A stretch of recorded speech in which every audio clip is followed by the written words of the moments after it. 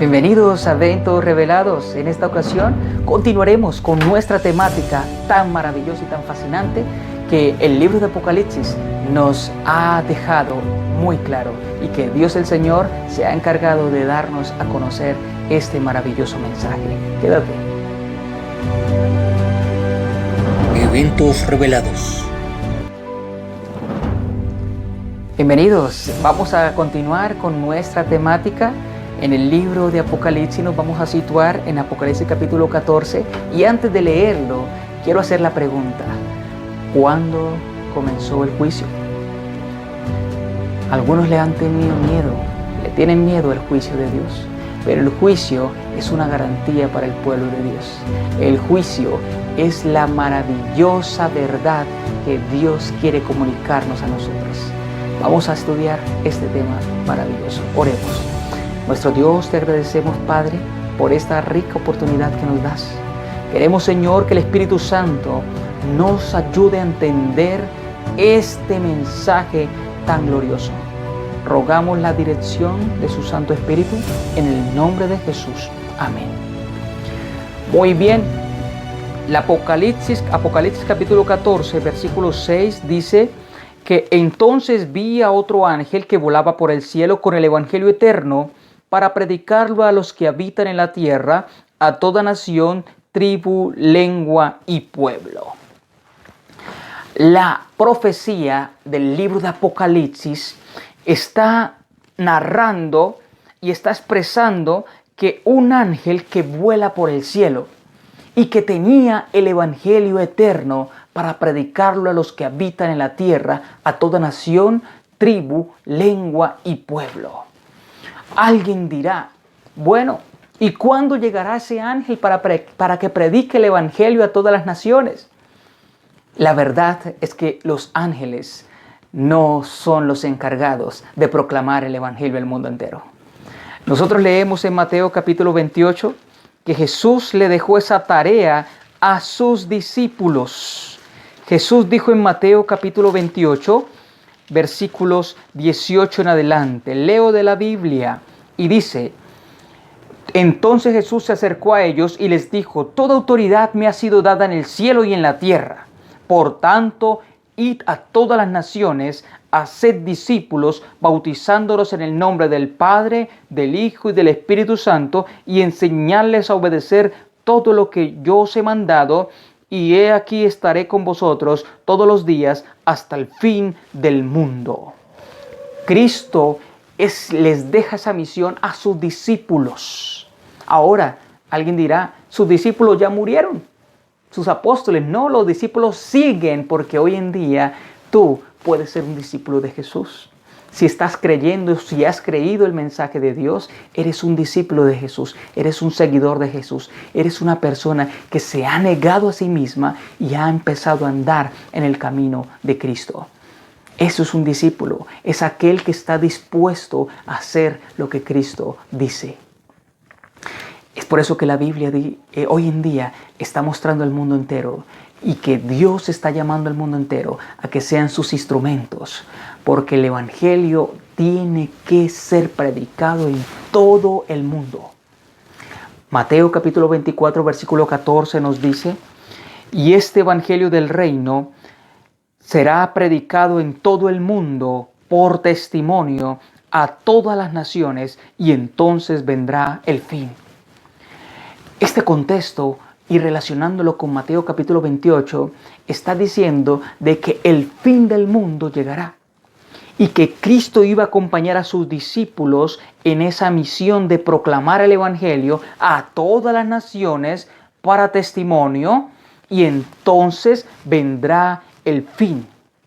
Y Cristo estaría acompañando a sus discípulos hasta el fin del mundo.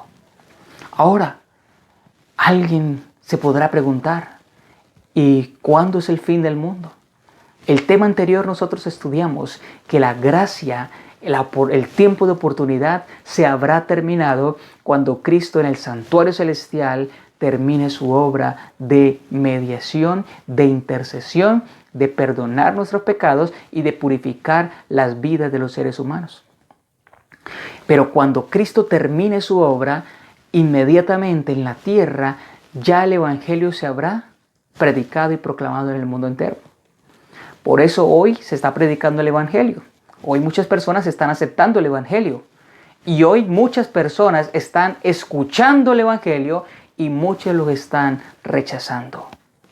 Pero la Biblia no dice que todos se van a convertir al Evangelio. La Biblia dice y es clara de que el Evangelio se tiene que predicar, se tiene que proclamar. Y cuando ya se proclame en todas las naciones, para testimonio, por testimonio, y entonces vendrá el fin de la gracia. Y Dios entonces en el santuario cerrará, mandará sus plagas, y entonces Él vendrá por su pueblo en la última plaga, como lo estudiamos en la lección pasada, en el estudio pasado.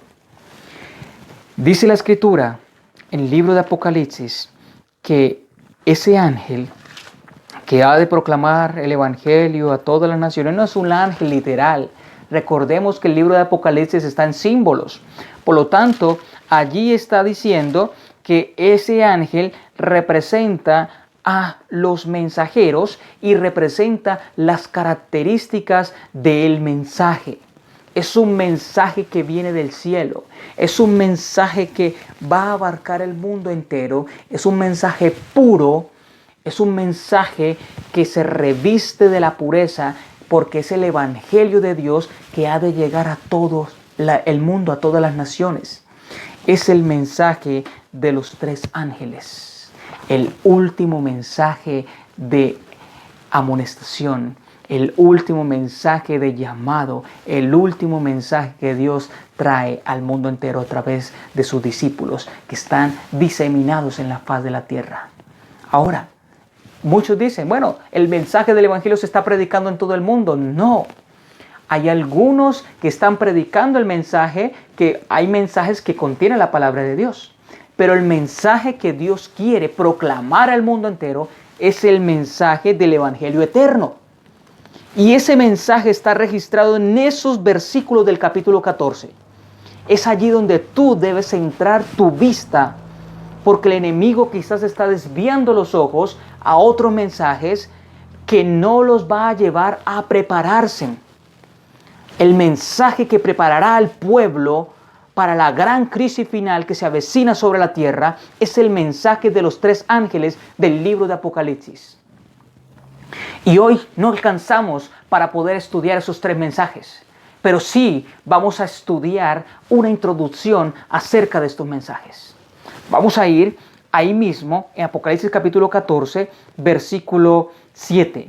¿Qué decía ese mensaje? Dice la Biblia, decía a gran voz, temed a Dios y dadle gloria, porque ha llegado la hora de su juicio, y adorad al que hizo el cielo, la tierra, el mar y las fuentes de las aguas. Este mensaje es proclamado a gran voz. Este mensaje es proclamado con voz potente. Es un mensaje poderoso. Es un mensaje que viene de Dios, que se encarna en sus mensajeros y que a través de la obra del Espíritu Santo alcanza las masas de esta tierra y alcanza los corazones para arrebatarlos de las garras del enemigo y traerlos a la libertad en Cristo Jesús. Es el Evangelio eterno, es el Evangelio de las buenas nuevas. La palabra Evangelio viene del griego evangelión y quiere decir buenas nuevas. Pero esas buenas nuevas son eternas. Es el mensaje de Jesús. Es el mensaje del Cordero de Dios que quita el pecado del mundo. Es el mensaje del eterno Hijo de Dios que vino al mundo para morir por los pecadores, para traer salvación y vida eterna. Pero ese evangelio viene acompañado con 2 mensajes adicionales. Ese mensaje viene revestido con el temor a Dios y con el darle gloria. Vamos a leer las Escrituras en el libro de Proverbios y allí encontraremos qué es temor a Dios. El libro de Proverbios, capítulo 1, versículo 7. El principio de la sabiduría consiste en temer al Señor. Solo los insensatos desprecian la sabiduría y la enseñanza. La Biblia nos dice que que el temor al Señor, que el principio de la sabiduría es el temor al Señor. Ahora, la Biblia expresa claramente que la palabra de Dios es la sabiduría. Que en la palabra de Dios encontramos la manera de cómo nosotros debemos ser instruidos y llegar a ser sabios para alcanzar ese propósito que está en el libro de Apocalipsis, ese mensaje de temer a Dios. Vamos a ir a 2 Timoteo capítulo 3, versículo 16, nos aclara lo siguiente. 2 Timoteo 3, 16 dice, y 17, vamos a leer, y el 18. Al 17, perdón, solamente hay 2 versículos. Toda la escritura es inspirada por Dios y es útil para enseñar, reprender, enmendar e instruir en justicia, para que el hombre de Dios sea perfecto, cabalmente instruido para toda buena obra. ¡Qué maravilloso! Las escrituras nos enmienda, nos instruye para que seamos perfectos, cabalmente preparados para toda buena obra. Las Escrituras, dice el versículo 15 también allí, y que desde niño conoce las Sagradas Escrituras, las cuales te pueden hacer sabio para la salvación mediante la fe en Cristo Jesús. Las Escrituras nos dan sabiduría para la salvación.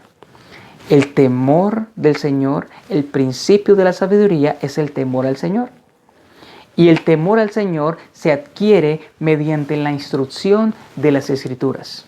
Si estudiamos las Escrituras, si vamos al manual, vamos a poder encontrar allí la manera de cómo debemos reverenciar y amar y adorar a Dios. Ese es el temor a Dios, no es miedo.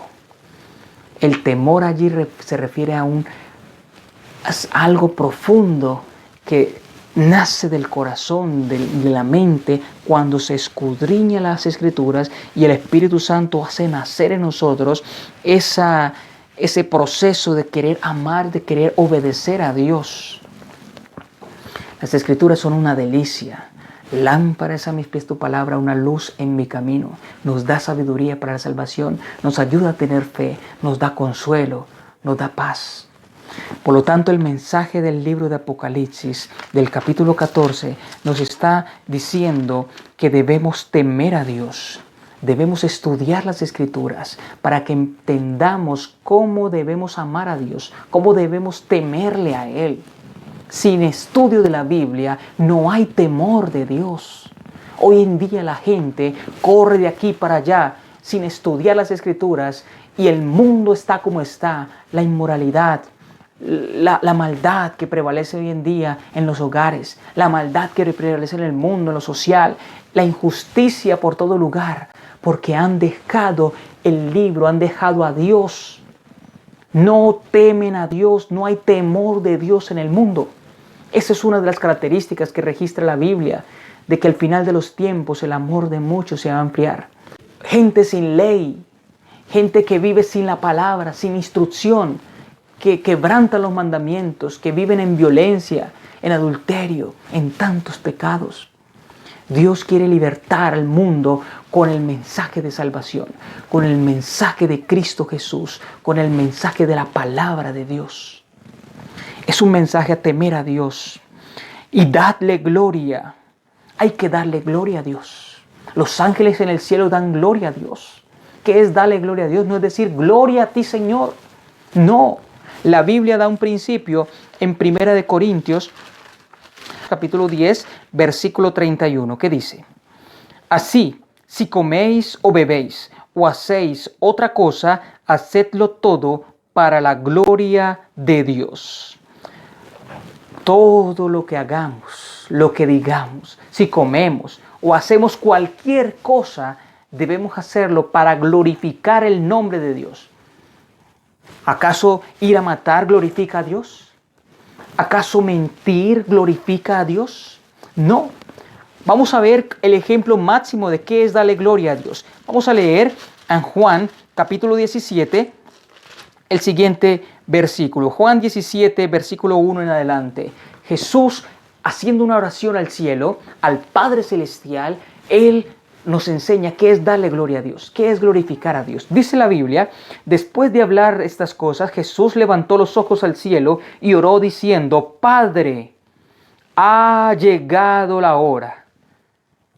Glorifica a tu Hijo para que Él te glorifique a ti. Así como le diste poder sobre todo hombre para que dé vida eterna a todos los que le diste, y esta es la vida eterna, que te conozcan a ti, el único Dios verdadero, y a Jesucristo a quien tú has enviado. Yo te he glorificado en la tierra, he acabado la obra que me encargaste. ¡Qué maravillosa revelación! Cristo Jesús ha glorificado al Padre en la tierra, le dio gloria, terminó la obra que le encargó. Había llegado la hora y Cristo estaba pronto para ser crucificado. Todas las profecías que estaban registradas en el Antiguo Testamento estaban llegando al cumplimiento. Y en la persona de Jesús, en todo su ministerio durante estos 3 años y medio que están registrados en los evangelios, Jesús le dio gloria a Dios. Por lo tanto, el mensaje de Apocalipsis es un mensaje que nosotros debemos vivir como Cristo vivió. Hay que darle gloria a Dios, glorificarlo en la tierra, así como Cristo lo hizo. En la obra que nos ha sido encargada a nosotros de proclamar el evangelio, debemos proclamarla. Eso es glorificar a Dios. Eso es darle la gloria a Él. No glorificarnos a nosotros mismos. No buscar nuestros deleites. No buscar nuestros caminos.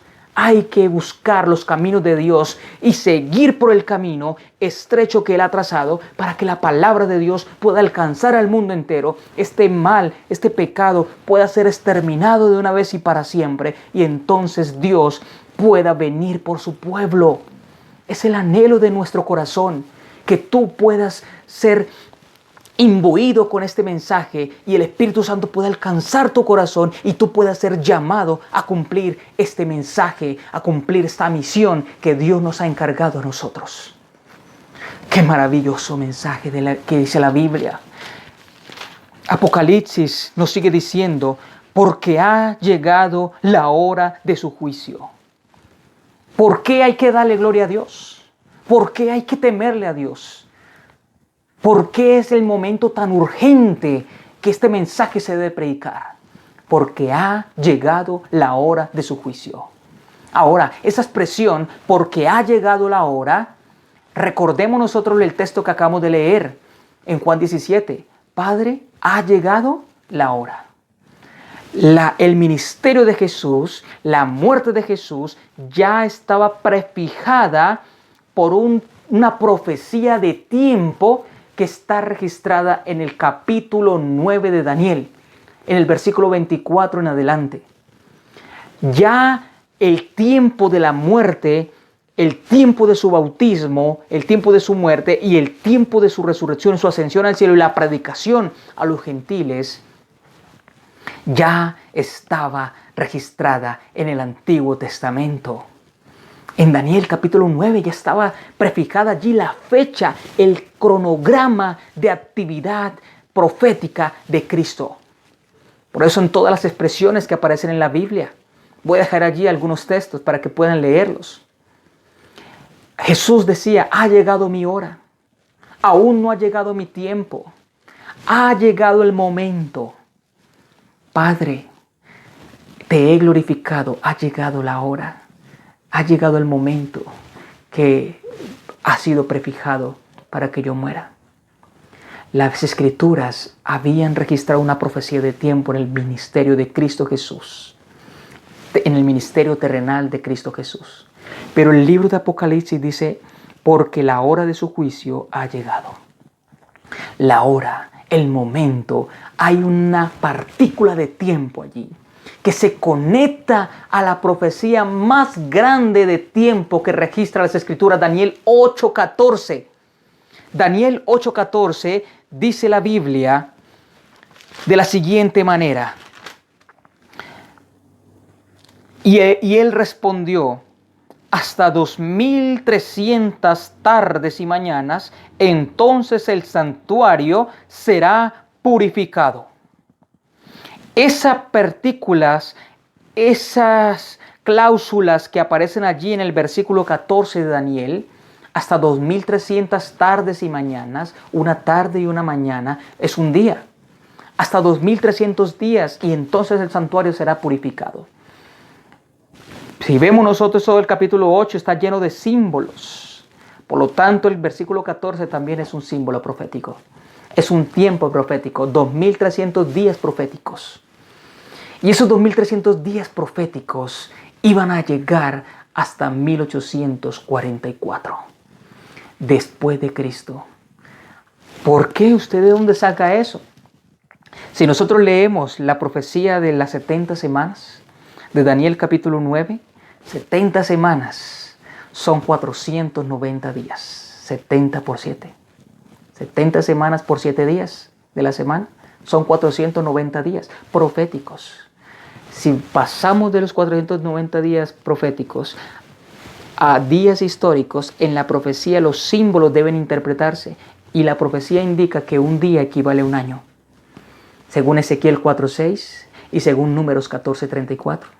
Por lo tanto, los 70 semanas o los 490 días proféticos equivalen a 490 años literales, que iban a empezar desde el momento que se iba a dar la orden de restaurar y reedificar a Jerusalén. Que esa orden de reedificar a Jerusalén empezó en el año 457 antes de Cristo y que se va hasta el año y que terminan hasta el año 34 de la era cristiana. 490 años que esa profecía marcaba. Y por eso Cristo decía, aún no ha llegado mi hora. Cristo iba a morir por el mundo. Y en el tiempo prefijado por la profecía, Cristo murió. 3 años y medio antes, Cristo había sido bautizado. 3 años y medio después, Cristo había muerto. Y 3 años después y medio, el evangelio iba a ser predicado a los gentiles. Iba a ser predicado a todas las naciones. Y gracias a Dios el evangelio ha llegado a nosotros. Pero si vemos nosotros en esa profecía de Daniel 9, dice que 70 semanas serían cortadas. La palabra cortar quiere decir que han sido descontadas de un periodo mucho más amplio. ¿Cuál es el único periodo que aparece en el capítulo 9? No hay periodos. Si vamos al capítulo 8, encontramos ese periodo de los 2300 días o años. De los 2300 años fueron cortados 490. Y si al terminar los 490 años, terminó el año 34, ¿cuánto le hace falta a esos 2300? 1810. Si sumamos del año 34 más 1810 años que hacen falta, nos darían la fecha de 1844. En ese tiempo, a la expresión del santuario sería purificado, la única palabra que tiene que ver con purificación del santuario se encuentra en Levítico 16, que tiene que ver con el día del juicio, con el Yom Kippur. Por eso en Apocalipsis 14 dice, porque ha llegado la hora de su juicio. En 1844 el mensaje de los 3 ángeles empezó a ser predicado. La hora del juicio ha comenzado. Cristo en el santuario celestial ha pasado del lugar santo al lugar santísimo. Cristo ha iniciado su obra en el departamento del lugar santísimo y allí nuestros ojos deberían estar mirando a Cristo, mirando su sacrificio, mirando su ministración sumo sacerdotal allí, mirando que Él desde allí nos purifica de todo pecado. Cristo cuando ascendió a los cielos ascendió al lugar santo. Hebreos capítulo 9 nos habla de 2 servicios, uno en el lugar santo y otro en el lugar santísimo. En el lugar santo, Cristo cuando ascendió inició allí. Y según la profecía que estaba marcando el cronograma de actividad de Jesús, en 1844 Cristo tenía que pasar al lugar santísimo a hacer su obra de juicio, su obra de expiación. Cristo desde allí está perdonando los pecados. Cristo Jesús quiere purificar nuestra vida de todo pecado. Y cuando Cristo termine en el santuario celestial, ya los pecados tendrán que haber quedado confesados en el cielo. Porque ya en el santuario no pueden entrar pecados. Porque ya Cristo habrá limpiado el santuario de todos esos pecados y los habrá puesto en la cabeza de Satanás. Eso lo estudiaremos en la próxima. Pero hoy quédate con la idea de que Cristo Jesús quiere salvarte, de que Cristo Jesús quiere purificarte y que debemos temer y darle gloria a Él. Si comemos, bebemos o hacemos otra cosa, hagámoslo para la gloria de Dios. Utilicemos este manual para estudiar, para profundizar en el temor del Señor. Seamos instruidos por Dios y entonces podamos glorificarlo a Él y podamos entender la obra que Cristo está haciendo en el santuario celestial. Fija tus ojos en el santuario celestial, en ese sumo sacerdote que murió por ti, que está intercediendo por ti para salvarte, para redimirte del pecado. Acerquémonos pues confiadamente a Dios, al trono de su gracia, para alcanzar oportuno socorro. Oremos. Dios eterno y maravilloso, Señor, fijamos nuestros ojos a ti, porque solamente tú eres el único que puede darnos salvación y vida eterna. Danos, Señor, esa paz que necesita nuestro ser, pero ayúdanos, Señor, a entender en qué tiempo de la historia estamos viviendo. El juicio ha comenzado. Tú mandas un mensaje que debe ser proclamado al mundo entero, pero que ese mensaje debe ser predicado por medio de tus mensajeros, de tus siervos aquí en la tierra. Señor, aquellas personas que están escuchando puedan convertirse en siervos tuyos, puedan convertirse en portadores de ese mensaje y que ese mensaje pueda encarnarse en sus vidas de tal manera que puedan brillar y puedan mostrar al mundo entero a gran voz que tu venida está cerca y que el Evangelio eterno está siendo proclamado. Que tú vendrás por tu pueblo y que tendrás un pueblo al final de la historia. Ayúdanos, Señor, porque te lo pedimos en el nombre de Jesús. Amén, Señor. Amén. Que Dios te bendiga y Dios te guarde y puedas cada día buscar al Señor y temerle, porque su palabra es la guía para nuestros pies. Eventos revelados.